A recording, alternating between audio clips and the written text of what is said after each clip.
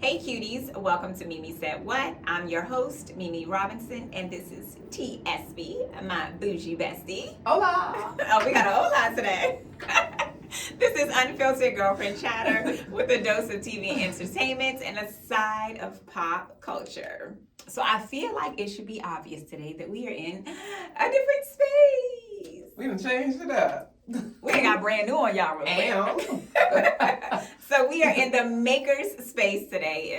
This is their new Waldorf location. Yep. We'll tell you more about the space probably at the end of the episode. But their grand opening is next month.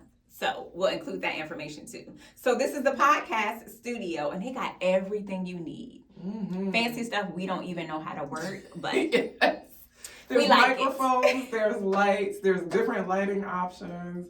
You got everything that you need in this space. Including a massive soundboard that felt like we should be like jamming on the one. Jamming on the one. Jamming on the one. So, welcome to the Makerspace. All right, so let's talk about some new stuff coming out. Now, we've already talked about some stuff for the summer. Mm-hmm. I feel like you're going to enjoy this, and I don't care. Okay. We're getting a Freaky Friday sequel. You would be wrong about my level of enjoyment. Really? I don't care. I don't like Lindsay Lohan. I can understand that.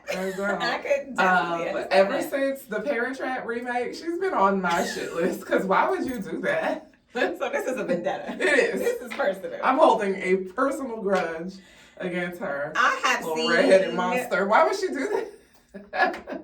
I don't think I saw that one. And I like Jamie Lee Curtis. Oh, I love her. It doesn't feel like it needed a remake, or is it a remake or a sequel? It's a sequel. We don't need that. Because Lindsay is 38 and Jamie Lee is 65. And I think the original came out in the early 2000s.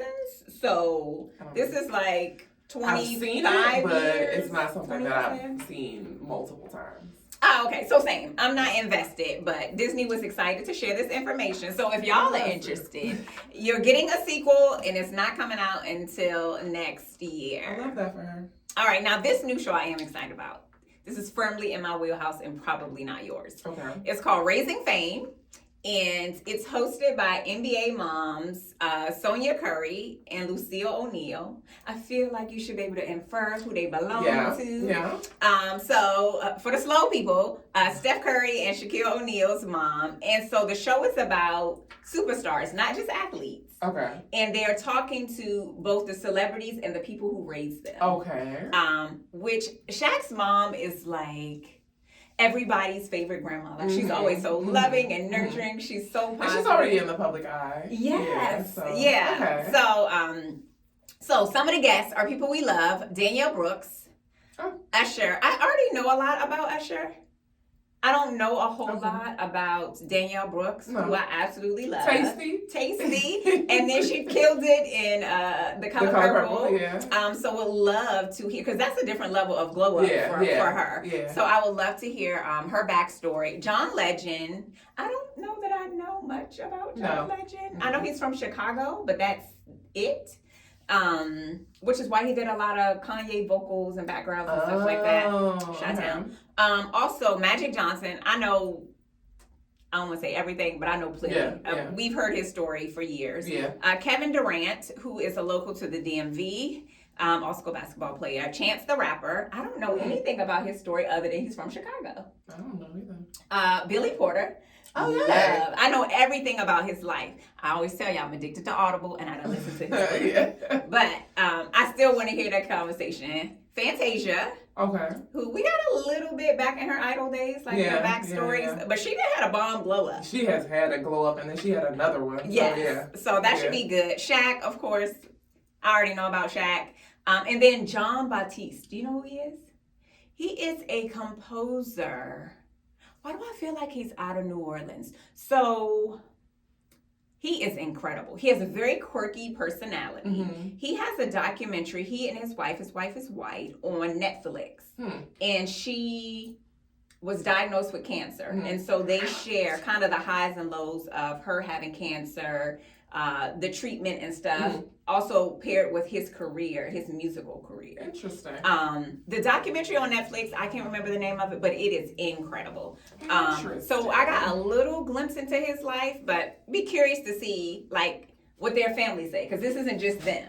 This is a weird angle because I'm shorter than you here. And I'm trying to listen. I'm like, this is weird. For the first time in the history of ever, I am the taller one. My chair is not doing well.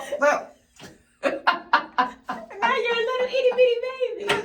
A little itty bitty. Fix it. There we go. Oh, God. Now we're even. So, Raising Bane comes out Sunday, July 7th, which is soon. Next week?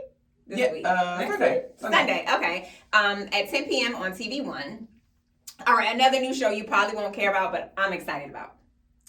Wayne Brady is getting it's a reality show. It's called Wayne Brady, The Family Remix. And I fell in love with Wayne Brady from Who's Line? Okay. Improv show. And so this reality show is supposed to be no holds barred about his non-traditional family. Here's what I know about Wayne Brady, which is why I'm really interested. So y'all know he came out, was that last year? As pansexual. Who asked? Nobody asked. Okay. Nobody asked. Nobody asked. Did we need that information? We didn't. So who requested it? So Wayne has one daughter. Okay. That's his only child. Okay. Her mother is Asian. Okay. They're not together. All right. They have not been together in a long time. Okay. The mother, the Asian mother, is remarried to another black man. Okay. She's down for the brown. She's down for the brown, honey. Her and this black man got a baby. Okay. Wayne Brady is the godfather to this baby. Now, their daughter is an adult. Okay. She's not little. She's an adult. During the pandemic, Wayne, who did not want to be away from his daughter, and his daughter's mother, and her husband, and the new baby were all quarantined together in one house. Too much. So this reality show is about like all of that. Mess. This is what it sounds like. But he isn't a messy kind of person. Now, he does always say like it's a non-traditional space, but he didn't want to be separate and apart from his daughter. And like I said, she's a young adult now. I mean, if everybody is cool with it, get it how you live it, but he is like the baby's uncle. I still want to know who asked. Nobody asked. Why did we need this? We did. Maybe they're trying to infuse some wholesomeness. Most stuff you see is like baby mama, baby daddy kind of fighting and chaos. I mean, I like the representation of non-traditional families, non-traditional relationships. This is hella blended. You know that I came from a blended family. So, I mean, for me, it's already normalized. For sure, yeah. But that feels like neither of my parents' exes lived with us. That would have been weird. But they were cool. But they were cool, yes. And it was a healthy situation. Yeah, it was a healthy situation. But I don't know. They've taken it a step further. Well, that was during the quarantine. They don't regularly live with each other on a day-to-day basis. Yeah, in like a quarantine pod, I can get it. Yeah. But I don't know. So my household isn't blended, but my family, my extended family growing up was heavily blended. So I too don't know anything different. Yeah, so I get like the normalization and just the spotlight on non-traditional relationships, non-traditional families, because there's no one way to be. No, so, and we don't really see them in TV a whole lot. No, so I mean I guess, but you know how I feel about reality TV. I'm never gonna watch that. It's on Freeform. It comes out July 24th. I suffered through the Never Ever Mess. Which we're going to talk about later. Suffered. So it comes out on July 24th on Freeform, and then you can stream on Hulu. And I know you got the Hulu. I do have the Hulu. All right, so one more new movie. Okay. It's called The Union. Okay. And it stars Halle Berry. Halle Berry. Okay.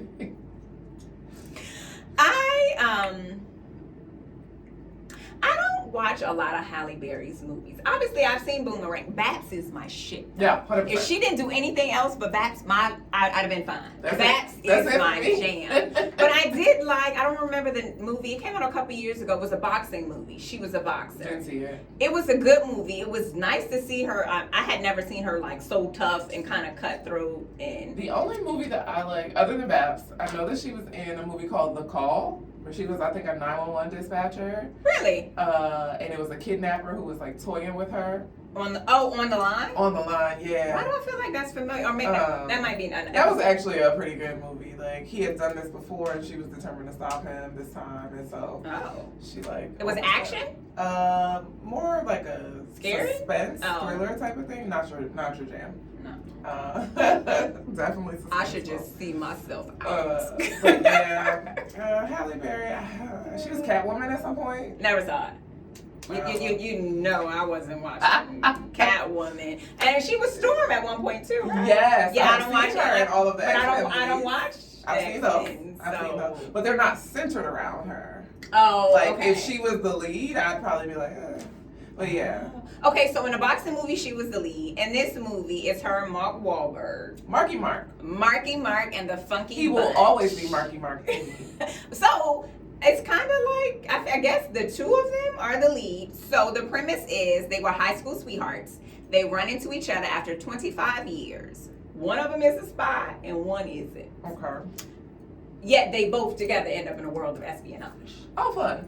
So it sounds like a good ride. It sounds just corny enough to be entertaining to me. I will watch it. I like it. Off the strength of Marky Mark, though. I like him. I like his movies. Yeah. I enjoy. I'll say the trailer looks fun. Okay. It looks funny.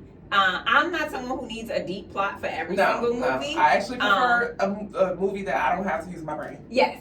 Yeah. Yes. This sounds like thoughtless entertainment. Yeah. So we will definitely watch The Union. It premieres on Netflix on August 16th. Oh, okay, we got some time. We do. Okay, this one is more a rant for me than you. Okay. The finale of season 6 of The Chi. Never seen it. So this season we got new people. Okay. Lynn Whitfield. Okay. And y'all know I love me some Lynn Whitfield, but she gonna play the same person. I was about to say, so she was somebody's wealthy, angry mother.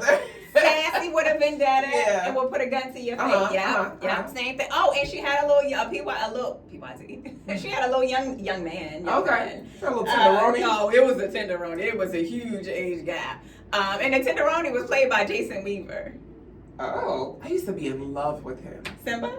Yes, not Simba. So he was in Thea. Like Rags to Riches. Thea. Oh, I never saw that. He was in Thea. Was it Rags to Riches? And ATL is my shit. I don't know, but he was like right up there for me with Tevin Campbell.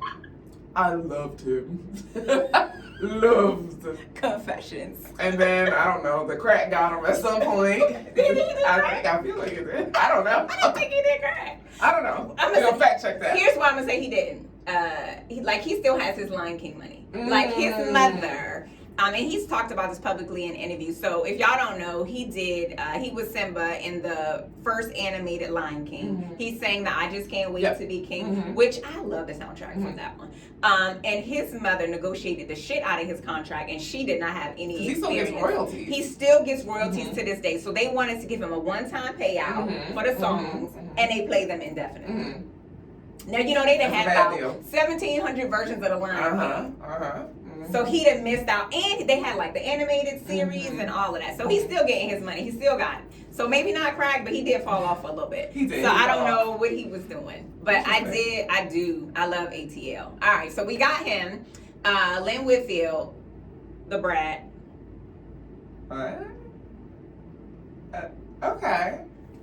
Nobody asked for this. Nobody asked for this. And this is like post-pregnancy, I'm assuming. I don't even know. Oh, my. Okay. We had Kadeem Hardison. Okay. Very good choice. He was a professor. Okay. Very solid. We like that. Exactly what we expect from him. Like that. He wasn't with the shits. Now, the brat, her character wasn't with the shit. She was a lesbo. Spoiler alert. And so she came in and got with another woman. Nothing shocking. When the brat came out, I was like, girl. It would have been news if you said you weren't. Because we all assumed and felt like you were. Did anybody ever think that you were straight? I mean, I guess, girl. Maybe whoever fell in love with her during that What You Like video that one time when she was soft and feminine. She was coming out, I was like, what? vagina. Surely not the closet. A vagina. Was she ever in? My God. Okay, girl. If it make you feel better to make an official announcement, but we already do. And, well, maybe for those of them who knew, she dabbled with Allen Iverson and they had a thing for a while. But Allen Iverson had everybody. I don't feel like that really. Whatever. Yeah. So also we had Tony Childs, aka Jill Marie Jones. She was spicy. She was sassy. She was Lynn Whitfield 2.0. Okay. That track. Yeah. So she was a side piece to a main character. Okay. And Lynn and her were in cahoots to kill this man. And they did kill this man. So here's what annoyed me the most about this season. As much as I love this show and I've seen every single episode, the writing was so sloppy. So the finale is like a Thanksgiving episode. So in one shot, you see Emmett and Keisha at one house. Outside doing stuff. But then in the next shot, you see only Keisha at her mother's house. But how can she be in two different places? She cannot. So there was like a lot of inconsistencies. It's giving like old school soap opera, Secret Twins. Yes. And it was so weird. It didn't make sense. And it was a couple of those at various homes, and you were like, "But we just saw you here. You was just like, you didn't leave here." But it's Thanksgiving. I hate when shows have inconsistencies like that. And I picked up on some. It felt egregious though. Like this season. Especially, I felt like they got lazy. They acted like someone was like, the finale's tomorrow, and they didn't know. And they just threw it together. And then they put too much storytelling in it that was unnecessary. So they got rid of Keisha and Kevin's mom. So she had a wife named Dre. Okay. And then Dre cheated, and then she literally never came back. Oh, okay. But then a brat comes in and takes Dre's place. But we never addressed where Dre went. But Dre was such a good character. Like, she had been on, for a few years and everything. She had the most sense of the two of them. And so we were like, well, where did she go? And it would have been better if they killed her off, right? Because at least we would know. There's some closure. No. She was just gone. She was like old girl from Family Matters. She went upstairs and never came back. That's what it felt like. And I was like, she was getting some food. Girl. Dre was beloved. You can't just it would be different if it was like some side person with no. She was like an integral part of the story, and I was like, "That's funny." And if you go to their social media, people have been complaining in the comments. I bet. Like, but the other part is, in the early seasons, there was another wife. So Dre is actually the second wife. And they got rid of her, replaced her with Dre, and there was no conversation. So we've done this before. Yeah. And so let's do it again. They were like, it works, just get rid of it. Except for it didn't. Because she was a male woman. Like, they didn't even have the same job. The first wife was a man. It was so good. Listen, me and Ro complain so much. Like, we're watching this as fans, and we're like, babe, why not so-and-so? Yes, that's exactly what was happening. It was so much random stuff going on. So everybody was after Duda, which makes sense. He was a jerk. He was committing crimes, all kind of stuff all over the city. It made sense to kill him. We had been building up to that. But then, Iman Shumpert had been on for a couple of seasons, and he was the boyfriend, but he was part of like that core main character group. Then they just randomly killed him off. We didn't need that.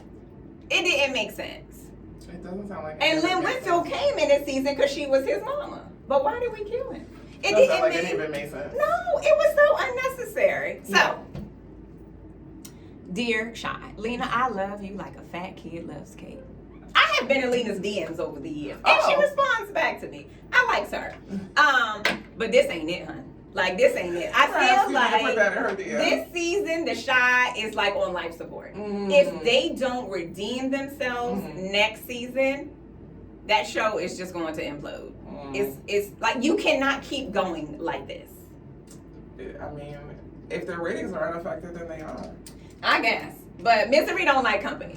Because the comments on all their posts like, hello, hi. What the fuck? What the fuck is going on? And I commented under, it was a collab post with, I can't remember her name, the girl who played Dre in real life, and the Shy. And I said, this was some real sloppy writing. And why y'all do that to Dre? We like her. Why she like the comment? I said, she was like, yeah, why? Why? Questions that need answers. I was like, girl, what's the tea? Anyway, so that was my rant about the Shy.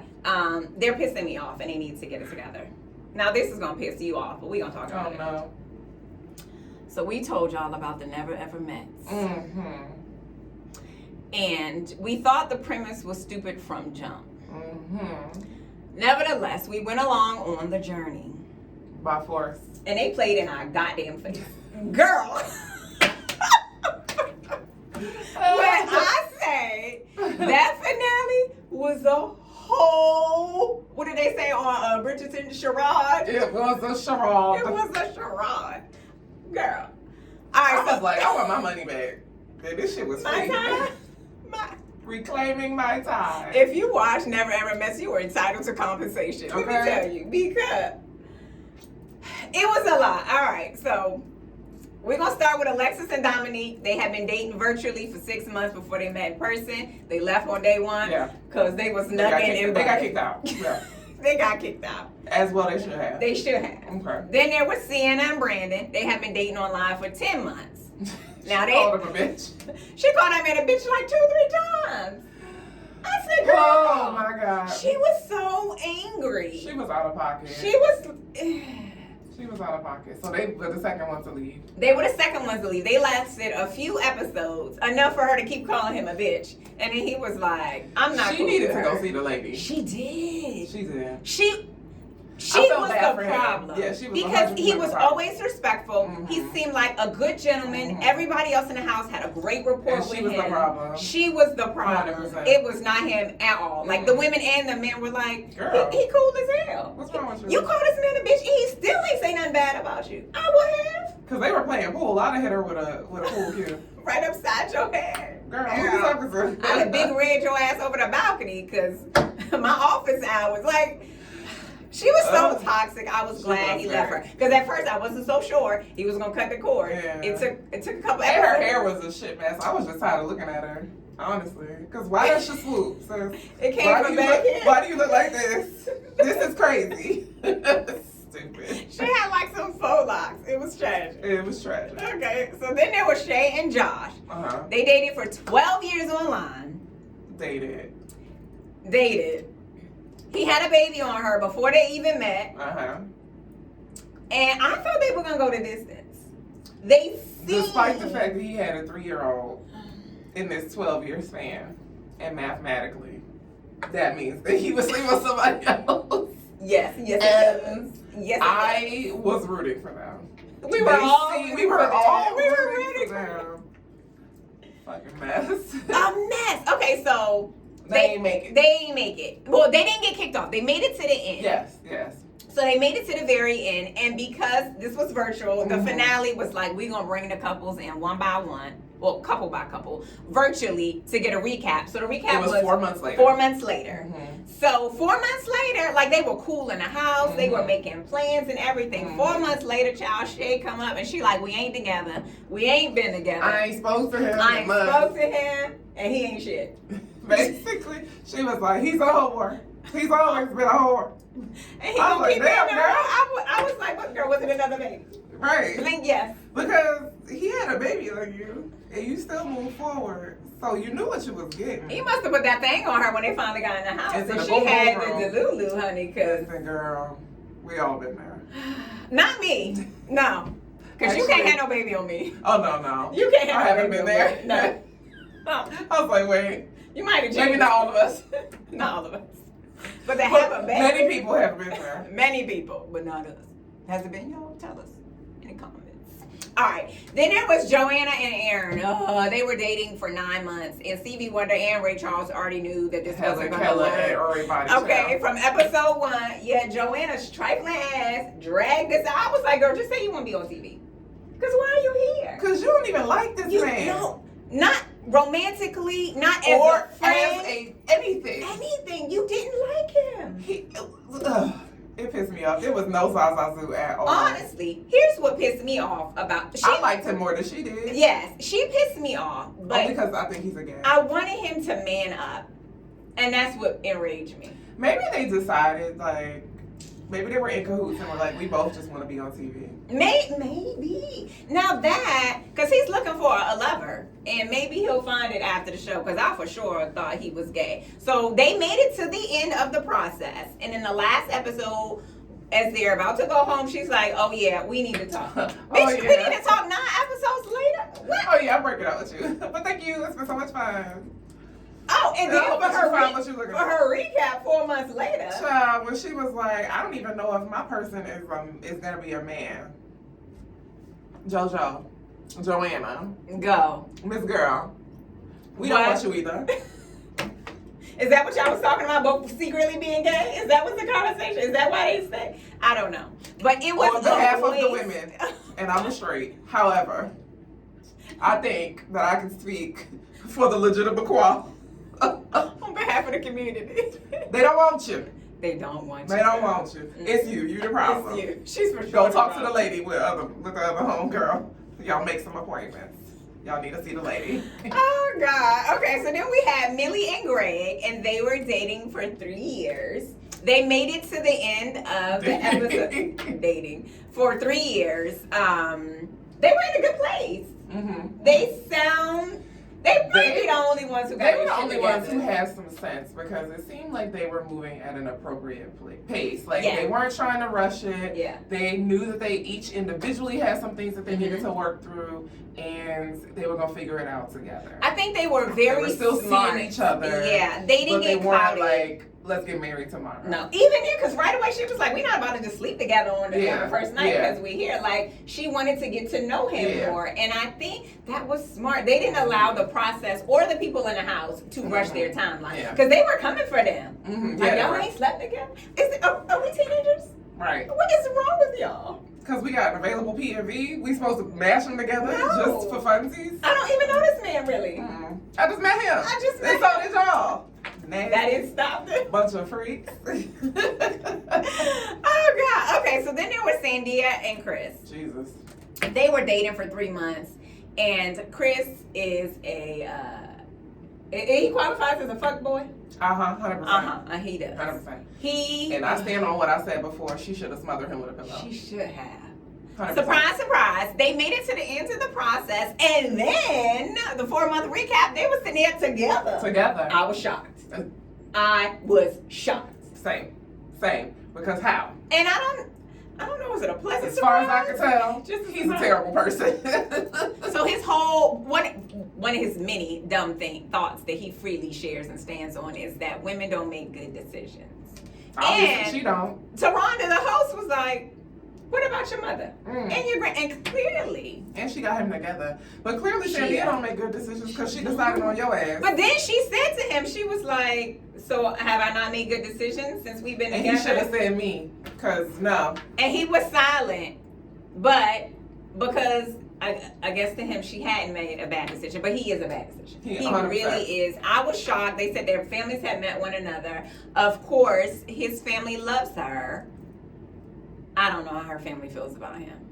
And also, did they watch the show? And I know, like, at some point in the episodes, each of their friends came to meet the other person. And Chris's friend was listen, because I would have had a worser. A worser. The pressure got worse. Let me tell you something. If she was my friend, I'd have Harriet Tubman her ass up out of there. Pack your bags, bitch. We're leaving. Leave this shit here. Let's go. We are leaving. We'll get something from Target on the way out. Let's wait until nightfall. I'm gonna be outside like. She didn't want to be saved. Get out. She was in a sunken place. You in danger, girl. She was in a sunken place. You in danger, girl.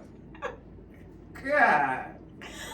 Okay. That shit pissed me off. So last but not least, the most annoying couple in the house, Diamond and Aaron. They have been dating for 5 years. Now, they made it to the end of the process as well. They were the only couple to get engaged. And as messy as they were in the house, I thought they were going to make it. Like I felt sure, like they were going to make it, except for the lie detector test has determined that that's a black ass lie. At no point did I think that they were going to make it. Really? He proposed to someone else. Oh yeah, he did. While they were during their virtual also dating. Listen, there are certain. I don't think that there are certain things that are like when, like, you know, the ever-growing list of things that men can't do because it makes them gay. I am a firm believer that the only thing that makes a man gay is having sex with another man. Yes. Literally, Yes. that's it. Yes. Being sexually attractive, having sex with another man. But you wearing blue nail polish on your sausage ass fingers with the face that you have. He was too not much. attractive. Chris was a jerk, but he was a attractive. handsome guy. Ain't no way You gonna about look like to treat that? me like this. Look at how you Not look. with that face, honey. So And wagging your fingers at me with blue nail polish on. I'm gonna punch you square in your testicles. Fuck out of here. So. okay, so as T mentioned, during their online dating process, he had proposed to somebody.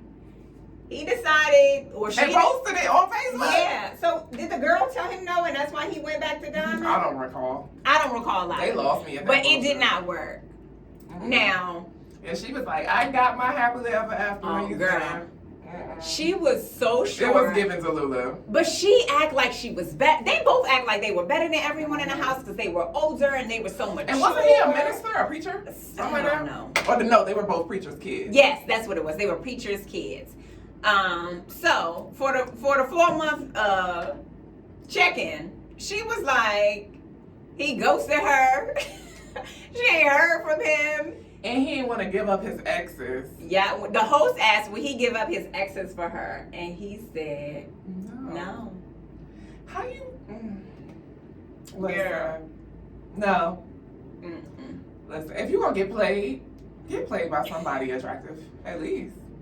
He wasn't attractive. He wasn't in like good shape. Like there was nothing Don't let an ugly man play to you. hold on to be And like. for the men, don't let an ugly woman play you. Listen, it was Somebody bad. look like they got mustard in the Here's face the or a damn thing. skillet. When her sister came to the show, now she was a hater. She was just a stone cold hater. It run in the family. She got a nasty ass disposition, but she didn't like him because they had been fussing and fighting with each other online. I want to know if she told her I told you so. I would have. I'd have been like, see? Me too. I tried to tell you, girl. You ain't listening. Now look at you. Yeah. Look at you. On TV. Look at how you looking. Boo the fool. Cheap in the face. Cheap in the face. Oh my God. The sister was insufferable, but she was right. But I also did not feel bad for her at all. Oh no, me either. Because she was an absolute cunt the whole time. She got what she deserved. She absolutely did. She put And I was out like, that's what you negativity get and she got for that being a negativity. message. Yeah. Because she was all up in everybody else's business. I want to give them information. You and needed to be guidance sleeping at your and own blah, blah, friend's blah. door, honey. No. Taking your own advice. And look at you. Yeah. Being treated Lonely. badly. Also, wherever By Boo Boo trailer Jam park Food. she lives in, it just had wood paneling all around. I was She's like, also an older lady. You know they like that I kind. was like, girl, is this 82 in Alabama? Where do you live? They like that kind. She older. You know the older people. They like them some wood paneling, baby. I was like, girl, she must have plastic on her sofa. But it was a time. It was a time. I suffered. They don't need suffered. a season 2 of the Never Ever Please, Met. God, This no. was a failed experiment. It was a terrible offer. We don't need any more. And I still feel the same way, and I've had this conversation a couple of times. As someone who has been dibbling-dabbling online dating, you got 30 days. If we don't see each other face to face, and 30 days is actually pushing, because I am a wildly impatient person. So But tomorrow? Right. We exchange numbers. I'm looking for you to be like, so when are we going out? But you got 30 days to close the gap. Yeah. 30 days. Because after But that, that's a we sufficient are just amount friends. of time to have solid Yeah, conversation, to talk to hours someone. long Yeah, conversation in person, text, like all mixed media conversation. You have a solid grasp on it. No, I'm saying you have 30 days for us to meet each other. Oh, okay. Like if we met online and maybe we exchange numbers, we're FaceTiming, we're talking. For us to meet each other, you got a solid 30 days. No catfish here. I'm FaceTiming. I'm FaceTiming like That's the off way to break. go. Yeah. If you give me your number and them dots show up green, I'm like, So So I'm gonna send you a link. Can I send you a FaceTime I'll link? send you a link. Because I need to know that you are who you have There said you you are, are. yeah. I always ask men to send me a picture of them smiling because I need to see their teeth. Do you have side teeth? I need to know. And so the nicest way to ask that is, hey, do you have a picture of yourself smiling? I need to see. Thank you so much. The last guy was like, I have all my teeth. Prove it. Show me the money. Also, let me see your fingernails now. Smile for me, titty. Let me see your grill. Oh, God. It's wild out here. Solid choice. All right, so that's it for our shows. We do want to give a shout out to Dr. Anissa for inviting us into the MakerSpace. It's so nice in here, for real, y'all. This is just one small piece of this very huge space. It's 2 floors. If you sell products, there's a retail space there. The retail space is bomb. We were here a week ago Mm-hmm. for an event, and this young lady, she has a jewelry business, and she set up in that retail boutique. It looked like we walked into like her store. Her store, yeah. They have glass cases. They have lights. They got a new fancy There's counter. like a cash register, yeah. Yeah. Since we were here, like it was so dope. So normally when you come to Vin, you gotta bring a bunch of tables and stuff. Chairs and tablecloths. Yeah, she didn't have to do none of that. Yeah, all you had to do was show up with your products and set it up, and it was beautiful. Like it was very, very impressive. And me and T bought stuff. We weren't even here 5 minutes. No, from the gate, from the door.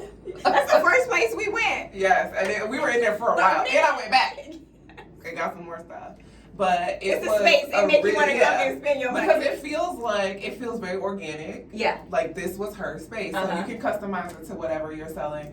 There is a space where you can print t-shirts. So I think it's screen printing. Yeah, she has the equipment. Yeah. Listen, this is a game changer. This is like a catch-all. Yeah, you could start a business with no equipment and come here to the MakerSpace, use their equipment to print your things, to teach a class, whatever. And that was so smart. The prices for, having an hour or 2 hours or whatever, they're very, very, very extremely reasonable prices. Which we don't get. No. Reasonable and is there are 2 locations. So we're currently in the Waldorf location. There's another location in Fort Washington. So get there. Yes. If you're a business owner, get there, level up. Even if you just are like a teleworker, a remote worker, and you just need a co-working space where you can get out of your house, there's space for that here as well. And they have conference rooms. They have a really nice, fancy, like boutique conference room. They have, it's 3,000 square feet of like open social space. That space we went in downstairs. So you could do social events there, which is always hard to find like a good space. They have obviously the podcast studio we're in there, and a photography studio we were in last week with Smiles and Sisterhood. They also have virtual options, so if you need to like use Teams or video conferencing, they have that available. They have mail service, and if you need like a corporate address, you don't want to use your home address, they have that as an option. Obviously, internet, all that stuff, and they have memberships. So I was going to mention the membership. A membership is smart. Yes, especially if this is something that you're going to use regularly. Save yourself some coins, sign up for the membership. Yes. So you can check them out at MakerSpaceOffices.com. We'll also link them down in the description and also include their socials. But do check them out. They are a dope black-owned business. Black woman. Yes, here in the DMV area. So for those of y'all who are out of town, you can't relate. But so many times, those of us here have to go to like DC for things. You don't have to worry about that. They have ample parking, free parking at both locations. So do check them out. All right, this episode is sponsored by Oshi Bougie. Grab your merch at oshibougie.com and follow on social at Shop Oshi Bougie.